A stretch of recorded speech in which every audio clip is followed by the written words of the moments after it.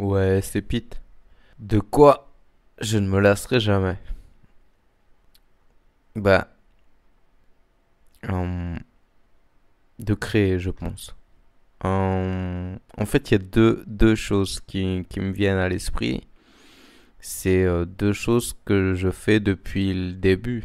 Et je pense qu'on fait tous depuis le début de créer. Enfant, tu te mets à dessiner, tu te mets à... J'adorais les Lego.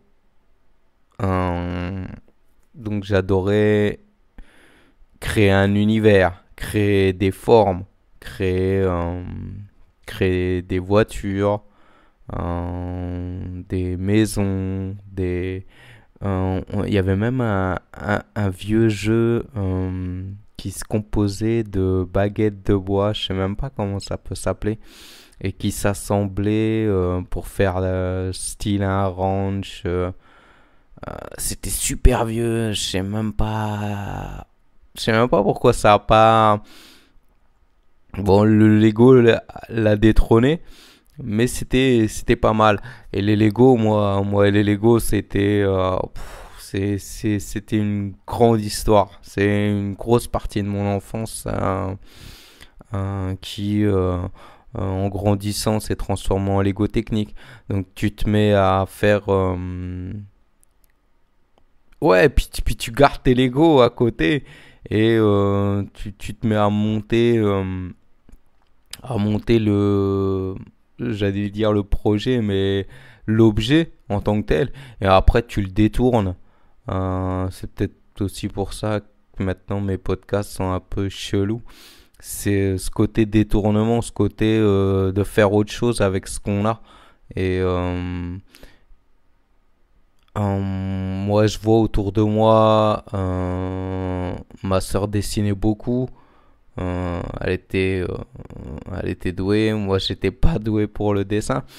Ensuite, tu grandis, tu te mets à créer un, un site web, tu te mets à créer de la musique, tu découvres le MIDI, donc tu te mets à composer de la merde.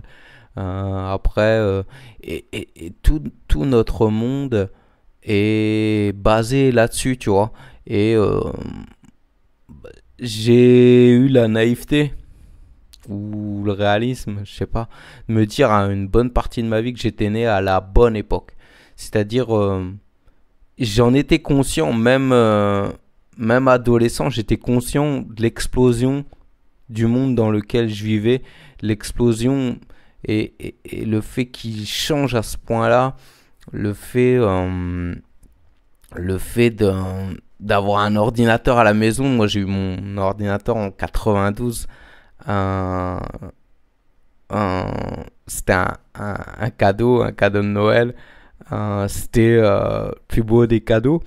Et seulement 5 ans après, t'as vu, Internet est arrivé dans ma vie, pas à la maison parce que il a fallu.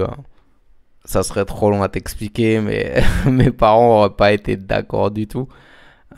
C'était à l'époque où tu sais, c'était un peu reste pas 2 heures au téléphone, le téléphone ça coûte cher. C'est une phrase qu'on n'entend plus, mais qu'on s'est entendu dire beaucoup. Euh, et donc, ouais, amener un modem à la maison, ça aurait pas été ok, tu vois. Et avec Internet, et avec la démocratisation informatique plus tard, tout est arrivé pour des logiciels de MAO, de DAO, des logiciels comme Photoshop, voilà, tu pouvais créer à l'infini et dans n'importe quel domaine, tu vois.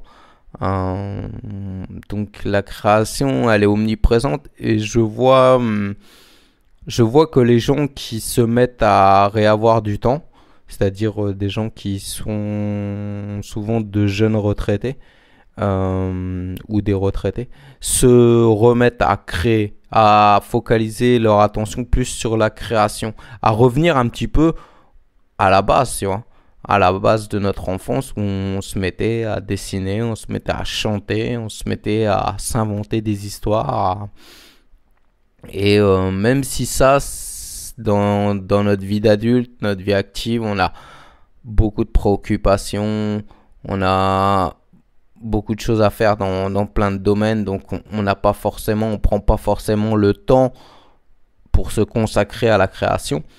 Voilà, je pense que ça peut pas lasser l'homme avec un grand H, tu vois, de créer. Ça a toujours été des grottes de Lascaux jusqu'à aujourd'hui, ce qu'on peut dénigrer, tu vois. C'est pour ça que j'ai aussi beaucoup de mal avec les gens qui dénigrent telle ou telle chose, tel ou tel type d'art, tel ou tel type de musique, album, groupe ou quoi. Parce que c'est subjectif et ça a au moins le mérite d'exister. Donc que tu sois pas d'accord avec ça et que t'en fasses tout un tapage pour démonter ce que l'autre a voulu donner de soi ou simplement une représentation de ce qu'il conçoit, ça reste respectable, tu vois, même si c'est complètement en désaccord avec tes opinions ou ton point de vue.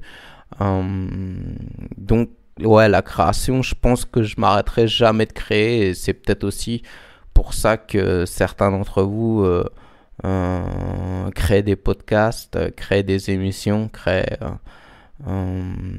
voilà. L'être humain, il a besoin de marquer un peu son territoire comme les fauves. Les fauves ou les meutes, tu vois. Les loups, les chiens, et, et tout type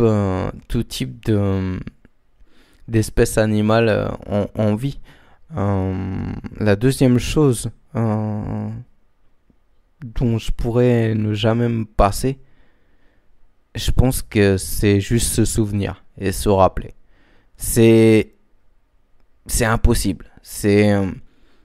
J'allais dire c'est inéluctable, mais ouais, tu peux parce que pareil, dès l'enfance, tu as des souvenirs. En plus, il paraît que plus on vieillit, on perd. Enfin, il y a le mot radoter. Mais tu vois, dans radoter, c'est-à-dire que ouais, tu fais que rabâcher des choses passées qui peuvent pas être changées et ça gave un peu tout le monde et tout. Mais en fait, ouais, il est prouvé que plus tu vieillis, plus tu vas avoir la possibilité de te souvenir de choses qui sont enfouies. C'est-à-dire qu'aujourd'hui, là, en moi, il y a des choses qui sont enfouies dont je ne peux pas me rappeler. Mais si je vieillis et je me mets à devenir gâteux ou un peu plus vieux, tu vois, enfin beaucoup plus vieux, je vais me souvenir de choses dont je me rappelle pas là à l'heure actuelle, mais qui sont enfouies. Dès tout petit, tu te souviens de ce que tu as fait hier, de ce que tu as fait l'année dernière, d'un visage, d'une personne, voilà. Ou pas. C'est-à-dire des fois eh ouais, tu l'as vu là l'an dernier, tu t'en souviens pas. Euh, voilà. Je pense que et ça c'est quelque chose qui ouais, c'est pareil, c'est quelque chose dont on ne peut pas se passer. On peut pas, il n'y a pas un interrupteur en nous qui s'empêchera de se rappeler de quelque chose ou notamment j'avais fait un podcast que j'ai jamais diffusé mais qui parlait du pouvoir olfactif. Euh, je trouve que une odeur peut te replonger mais très loin en arrière. Une odeur particulière, elle a ce pouvoir de te replonger dans un endroit ou avec quelqu'un ou quoi. Et que tu le veuilles ou non, tu vois, t'es rentré dans cette pièce ou dans cet endroit où tu respires un parfum ou quoi, et y a pas un interrupteur pour dire non, je veux pas m'en souvenir. Je m'en souviendrai pas. Ça arrive, ça percute ton esprit, et c'est là, maintenant, voilà. Et, euh, et heureusement, tu vois, il y a des bons et des mauvais souvenirs. Et des fois, la vie fait qu'il est bon de, à certains moments, quand tu traverses certaines périodes, il est bon de se rappeler des bonnes choses comme des mauvaises. Les bonnes choses peuvent te mettre un peu de chaleur dans ton cœur, tu vois, chaud au cœur. Et les mauvais peuvent te rappeler des leçons que tu as prises. Euh, donc voilà, créer et se souvenir. Et, euh, et maintenant, avec le recul, une fois que j'énonce ces deux idées, bah, je trouve qu'elles sont liées, intimement liées, parce que créer, c'est pour se souvenir.